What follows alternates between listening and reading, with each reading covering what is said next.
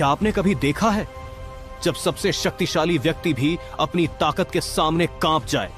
किष्किंधा के जंगल में बाली अपनी अजेय शक्ति के नशे में पेड़ पौधों को उखाड़ फेंक रहा था और अमृत समान सरोवरों को मिट्टी में मिला रहा था। उसकी गर्जना पूरे जंगल में गूंज रही थी। संयोगवश उसी जंगल में हनुमान जी राम नाम का जाप करते हुए ध्यान में लीन थे। बाली की हिंसा देखकर हनुमान जी आगे बढ़े और बोले, हे बाली, इस बल के मद में क्यों इस जंगल को तबाह कर रहे हो? राम नाम जपने से मन और लोक दोनों सुधरेंगे।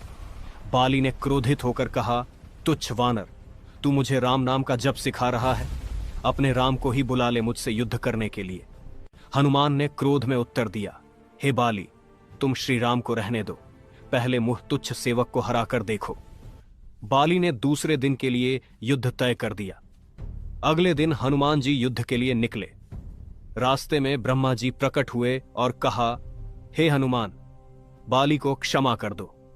हनुमान ने कहा, नहीं, उसने मेरे आराध्य का अपमान किया है। ब्रह्मा जी ने कहा कि अगर युद्ध करना ही है तो केवल अपनी शक्ति का 10वां भाग ही लेकर जाओ। हनुमान जी ने ब्रह्मा जी को सर झुकाकर प्रणाम किया और चल दिए। जब हनुमान बाली के सामने आए तो हनुमान जी का आधा बल बाली में समा गया। बाली का शरीर फूलकर फटने लगा। ब्रह्मा जी ने कहा, अगर बचना है तो हनुमान से जितना हो सके दूर भाग जाओ। बाली तुरंत वहां से भागा। आगे ब्रह्मा जी मिले और बोले, इतना भी बल सहन नहीं कर पाए तुम। यदि हनुमान अपने पूरे बल के साथ युद्ध में आते तो तुम तुरंत परलोक सिधार जाते।